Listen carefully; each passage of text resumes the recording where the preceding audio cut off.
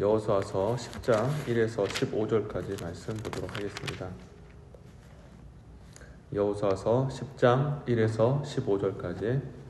여호수아가 아이를 취하여 진멸하되 여리고와 그 왕에게 행한 것 같이 아이와 그 왕에게 행한 것과 또 기브온 거민이 이스라엘과 합친하여 그 중에 있다 함을 예루살렘 왕 아도니세덱이 듣고 크게 두려워하였으니 이는 기브온은 왕도와 같은 큰 성임이요 아이보다 크고 그 사람들은 다 강함이라. 예루살렘 왕 아도니세덱이 헤브론 왕 호함과 야르문 왕 비람과 라기스 왕 야비야와 에글론 왕 드빌렉에 보내어 가로되 내게로 올라와 나로 도우라. 우리가 기드온을 치자. 이는 기브온이 여호수아와 이스라엘 자손으로 더불어 화친하였음이니라 하며 이러므로 아모리 사람 5곳 예루살렘 왕과 헤브론 왕과 야르문 왕과 라기스 왕과 에글론 왕이 함께 모여 자기들의 모든 군대를 거느리고 올라와서 기브온에 대진하고 싸우니라. 기브온은 사람들이 길갈 진에 보내어 여호수아에게 진언하되 당신의 종들 돕기를 더디게 마시고 속히 우리에게 올라와서 우리를 구조하소서. 산지에 거하는 아모리 사람들의 왕들이 다 모여 우리를 치나이다 하며 여호수아가 모든 군사와 용사로 더불어 길갈에 올라가니라. 때에 여호와께서 여호수아에게 이르시되 그들을 두려워 말라. 내가 그들을 내 손에 붙였으니 그들의 한 사람도 너를 당할 자 없으리라 하신지라. 여호수아가 길갈에서 밤새도록 올라가서 그들에게 갑자기 이르니 여호와께서 그들을 이스라엘 앞에서 패하게 하심으로 여호수아가 그들을 기브온에서 크게 도륙하고 베토른에 올라가는 비탈에서 추격하여 아세가와 막게다까지 이르니라. 그들이 이스라엘 앞에서 도망하여 베토른의 비탈에서 내려갈 때에 여호와께서 하늘에서 큰 덩이 우박을 아세가에 이르기까지 내리심에 그들이 죽었으니 이스라엘 자손의 칼에 죽은 자보다 우박에 죽은 자가 더욱 많았더라. 여호와께서 아모리 사람을 이스라엘 자손에게 붙이던 날에 여호수아가 여호와께 고하되 이스라엘 목전에 가로되 태양아 너는 기브온 위에 머무르라. 달아 너도 아엘람 골짜기에 그리할지어다며 태양이 머물고 달이 그치기를 백성이 그 대적에서 원수를 갚도록 하였느니라. 야살의 책에 기록되기를 태양이 중천에 머물러서 거의 종일토록 속히 내려가지 아니하였다 하지 아니하였느냐. 여호와께서 사람의 목소리를 들으신 이 같은 날은 전에도 없었고 후에도 없었나니 이는 여호와께서 이스라엘 위하여 싸우셨음이니라. 여호수아가 온 이스라엘 더불어 길갈 진으로 돌아왔더라. 아멘. 자, 오늘은 함께 싸워줘야 된다라는 제목으로 말씀 전하겠습니다. 자, 여리고성, 아이성, 기브온 성이 다 여호수아 손에 이제 들어가게 됐습니다. 하나님의 은혜죠. 자, 그때 예루살렘 왕이었던 아모리아의 왕인 그 아도니세덱이라는 그 왕이 그 예루살렘을 다스리고 있었습니다. 원래 예루살렘도 이제 가나안 땅에 이제 아모리 족속의 땅이었는데 이제 이스라엘 백성이 차지하게 됐죠. 자, 큰 위기를 느낀 이 아도니세덱 예루살렘 왕이 그 위기 속에서 이제 생명을 보존하기 위해서 자기 주변에 있는 다른 아모리의 왕들에게 구원을 요청을 한 겁니다. 그래서 함께 같이 싸우자 해서 이 왕들이 이제 원군을 이제 조성을 해가지고 같이 이제 대적을 했습니다. 자, 그런데 우리가 생각할 때에는 이 예루살렘 왕을 기축으로 해서 모인 이 5명의 아모리 왕들이 이스라엘을 대적해야 그게 마땅한 거 아닐까요? 그렇죠? 왜냐하면 이스라엘이 실질적인 위험이기 때문에 자신의 실질적인 위협의 대상과 싸워야 되는데 오늘 본문을 보니까 놀랍게도 그들이 공격하는 대상은 기브온이었습니다. 그러니까 이 기브온이 이유는 이제 여호수아와 더불어 화친했다라고 이제 오늘 본문 4절과 5절에 기록이 되어 있습니다. 한번 다시 보시면은 이렇게 기록이 되어 있습니다. 내게로 올라와 나를 도우라. 우리가 기브온을 치자. 이는 기브온이 여호수아 이스라엘 자손을 더불어 화친하였음이라 하며 이렇게 기록이 되어 있습니다. 그러니까 이상하다. 왜 기브온을 칠까? 이스라엘을 치지 않고 라고 생각이 드는데요. 그 이유가 있습니다. 바로 이 기브온을 칠 때 이 기브온으로 말미암아 이스라엘 가운데 자중질환이 일어날 것을 이 예루살렘 왕이 알고 있었기 때문이죠. 그러니까 지금 가뜩이나 지금 기브온 백성을 억지로 이렇게 맞아들인 겁니다.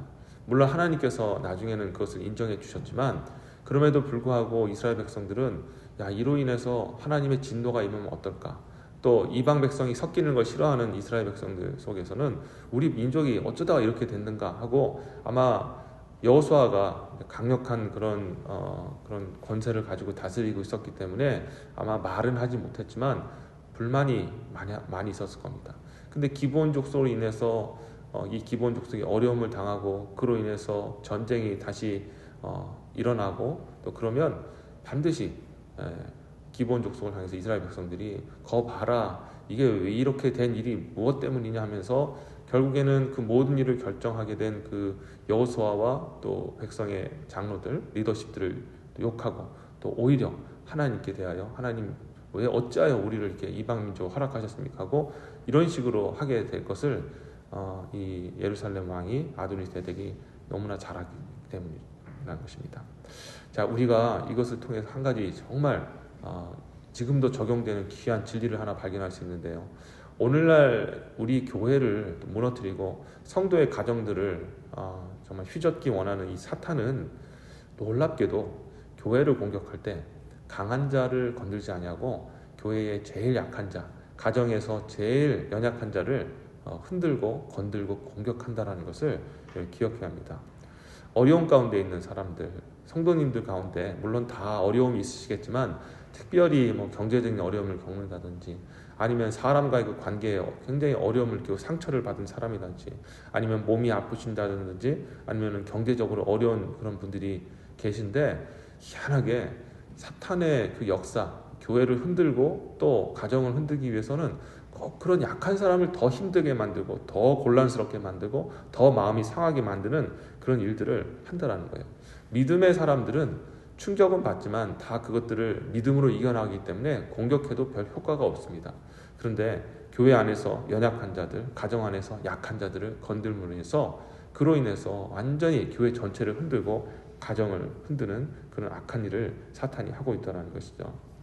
왜냐하면 제가 아까도 말씀드렸다시피 약한 자를 건들 때 이런 교회 안에 모든 분들이 다 또 연약한 자들을 품고 그렇게 하는 분들이 있는 건 아닙니다. 때로는 본인 신앙생활하기도 정말 버겁게 신앙생활 하시는 분도 있고 또 때로는 저런 사람은 교회에 없었으면 좋겠는데 다른 교회 갔으면 좋겠는데 이렇게 생각하시는 분도 있고요. 또 가정 안에서도 그렇습니다. 여러 가지 그런 어떤 다른 생각을 가진 사람들이 있는데 그때에 연약한 사람들, 평상시에 참 부담스럽다는 사람들을 치고 그로 인해서 문제가 생기고 격동하고 그러면 교회 안에서 문제가 더 생기면서 그러면서 결국에는 교회 장로님, 권사님, 목사님, 리더십을 공격하고 물론 그들이 그렇게 하려고 한 건 아니죠. 사단의 미혹에 이제 격동이 된 것입니다. 우리가 그렇게 되어서 수많은 교회들이 어려움을 겪고 가정 안에서도 그것 때문에 힘들고 어려운 일들이 얼마나 많이 있느냐는 것이죠. 여러분 이럴 때 우리가 어떻게 해야 될까? 도와야 합니다. 연약한 사람들을 우리가 더욱더 돕고 또 그들의 부족함들을 위해서 함께 대신 싸우는 저와 여러분이 돼야 됩니까? 영적으로 우리가 싸워 나가야 된다는 거죠. 오늘 본문을 보니까 기브온 사람들이 여호수아에게 이제 오늘 6절 보니까 길갈 진에 보내어서 이제 기브온은 아직 그 합류는 하지 않은 거, 이스라엘 합류하지 않고 자기 성에 있었고 이제 성을 치니까 이제 거기에다가 전갈을 넣어서 여호수아 우리를 좀 도와주소서라고 이야기를 합니다. 자, 그때에 하나님께서 뭐라고 말씀하시냐면 여호수아가 이제 올라가서 길갈에 가서 이제 싸워야 돼. 자기 백성이 됐으니까 싸워줘야 되지 않습니까?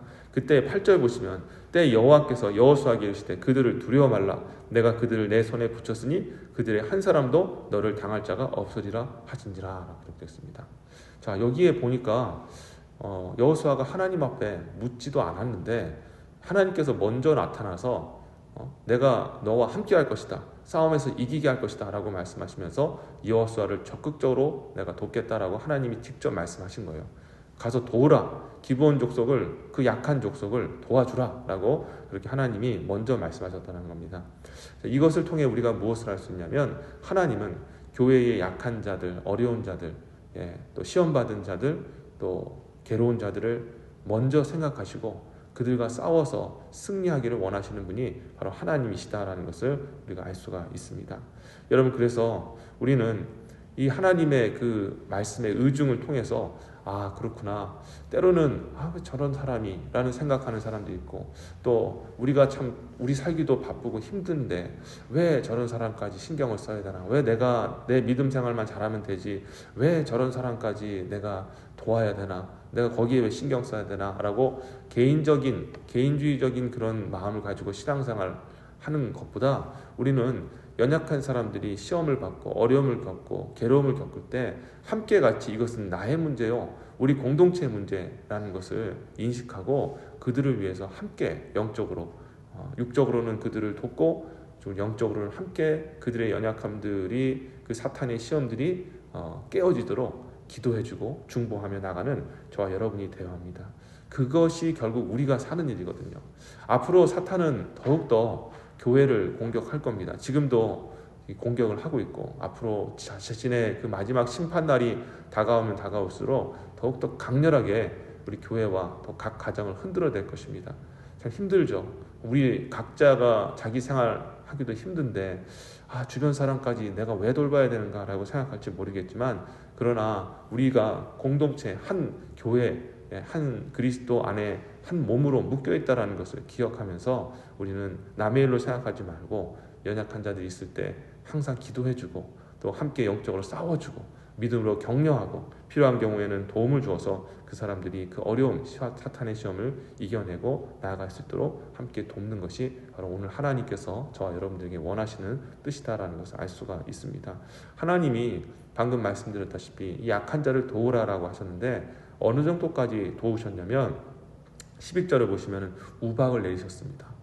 11절 이스라엘 백성들이 그 다섯 왕에 대항해서 좀 많이 좀 힘들었던 것 같아요. 그랬을 때 하나님께서는 우박을 내리셔가지고 그 모든 아모리 족속들을 멸하셨고요. 더군다나 이 오늘 아주 유명한 말씀이죠. 12절과 14절에 보면은 여호수아가 하늘을 향해서 이렇게 외치지 않습니까? 여호와께서 아모리 사람을 이스라엘 자손에게 붙이시던 그날에 여호수아가 여호와께 구하되 이스라엘 목전에서 가로되 태양아 너는 기브온 위에 머무르라, 달아 너도 아얄란 골짜기에 그리할지다 하며 태양이 머물고 달이 그치기를 백성이 그 대적에게서 원수를 갚도록 하였느니라. 야사렛에 기록되기를 태양이 중천에 머물러서 거의 종일토록 속히 내려가지 아니하였다 하지 아니하였느냐라고 기록되어 있습니다.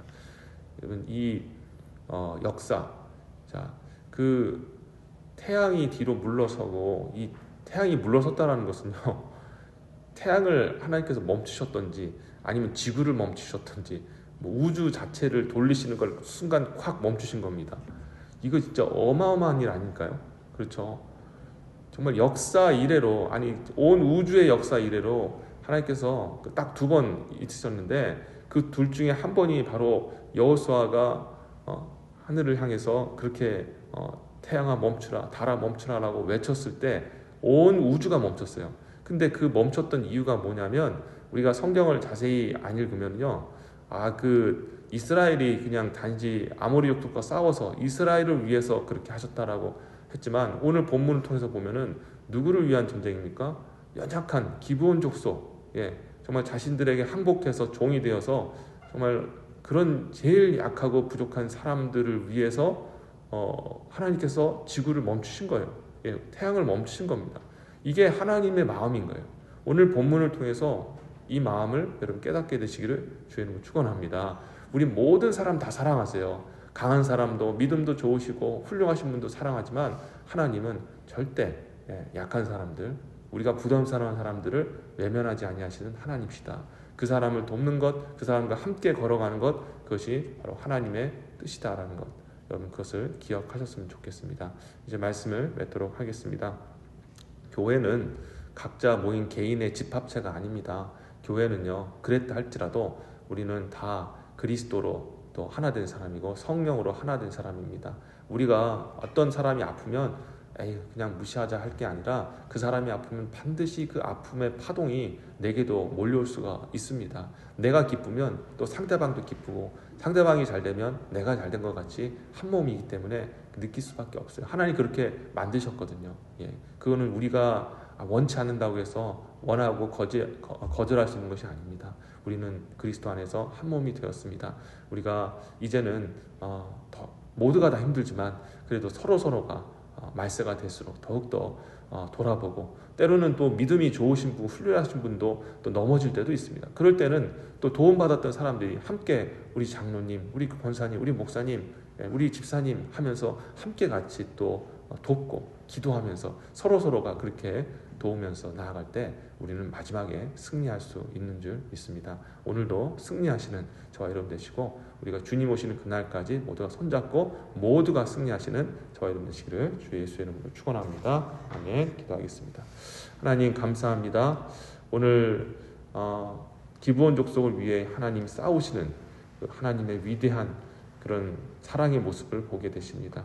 하나님, 우리가 이 하나님의 마음을 이제 본문을 통해 알게 되었사오니 연약하고 또 어려운 사람들 외면하지 않고 그들과 함께 나아갈 수 있는 그런 우리 성도들 되게 해주시옵소서. 특별히 또 믿음이 있는 또 믿음의 또 귀한 분들이 또 하나님 아버지 오늘 이 말씀을 통하여서 또 함께 싸워져 나가는 그런 성도가 될 수 있도록 도와주시고, 또 믿음이 연약한 자들도 그냥 항상 약한 상태에서 머물지 않게 하시고, 또 스스로가 또 영적으로 세워지고 또 강건해져서 다른 사람을 또 도울 수 있는 그런 거룩한 선순환들이 일어날 수 있도록 축복해 주시옵소서. 오늘도 우리의 영안을 열어주셔서 또 주변에 힘들고 어려운 사람들 있으면 찾아가 기도해 주게 하시고 또 위로해 주게 하시고, 또 함께 같이 영적인 그런 고난과 어려움을 걸어 나가 줄 수 있는 그런 넉넉한 믿음, 그런 사랑의 마음을 오늘도 부어 주시옵소서. 감사드리옵고 이 모든 말씀 예수님의 이름으로 기도합니다. 아멘.